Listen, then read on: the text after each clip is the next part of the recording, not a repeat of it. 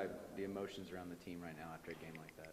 I mean, just kind of recollect yourselves. Yeah, everybody's a little. I mean, everybody has a little on edge because they want to win, and we didn't do too good in the preseason. So right now we're just trying to start with a bang in the Big 12 for the second game. You know, at first we were a little bit, you know, like everybody, you're a little bit heartbroken because I mean you're right there. You know, 2 minutes left in the game, and we're right there in a position to win the game, and then then just snowball effect. You know, we miss a layup here, and then they come down and hit a three. It's a little bit of a snowball effect. So.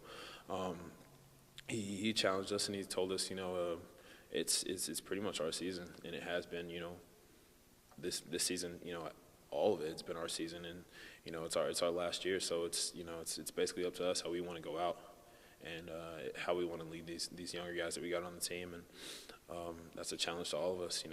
We all got to play well, and that's something we haven't done all season. We all haven't played well collectively, all of us as seniors, so.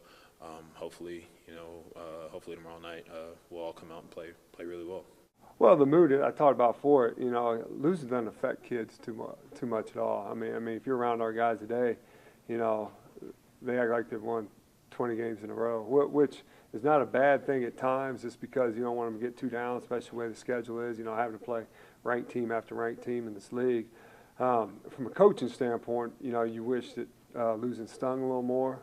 But, it is what it is. And so at least the good thing is, we had a pretty spirited practice today. I'm not having to sit here and watch guys mope around.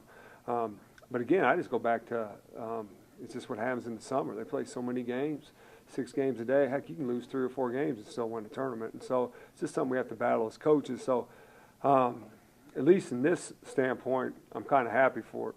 Now, if we had, like, a week to prepare, you'd kind of be a little upset they weren't as upset about losing, but we got to bounce back, and like we talked about the last press conference, I think you asked me, I can't sit here and harp on Baylor. I can do it the next time we play them, and we got to get on the next one. So mood-wise they're great. I mean, they're ready to go. I mean, their kids are resilient. It's the coaching staff, so it's still a little teed off a little bit, but we got to get on to the next one. You mentioned the challenging the seniors. Right after the game the other day, Coach.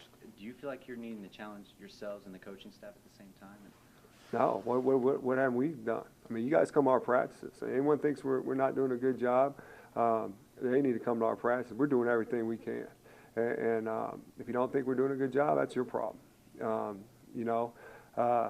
This is not this record's not from us not giving our effort. I've given everything I can. And if that's not good enough, so be it. But I can live with myself. I can look in the mirror. I mean, every day I'm trying to get better as a coach. I'm trying to change things up. And I can tell you from one thing, it's not from the effort of the coaches. And I get a little tired of that. Players should get fired instead of coaches eventually. And, if you look at it, it's on our seniors. I brought all the seniors in, especially the 4 seniors that score. David Tyree, Roberson, Singletary, and Reese. They have not had a game where all 4 of them play together. Just like last game, Tyree and Roberson were good, but now Brad and Mike don't show up. We can't have that. For us to win, you look around the country, all the teams that are winning, the main guys show up night in, night out, and we got to get something out of it. And that kind of really pisses me off when it comes to questioning the coaches, because no one puts more into it than we do, the hours. What we have to sacrifice with our families. There's some coaches out there that don't put into it, but trust me, there's no one that gets more upset than I do. I don't care if you're a fan, administrator, a media guy. Trust me, no one's more sick after a game, especially after losing that game, than I was, or more pissed off than I was. And I can tell you that from a fact. And if people don't like what I'm saying, this press conference, then that's their problem. But I take this dead serious. This is my life, and anyone ever questions our work ethic, we're going to have a problem.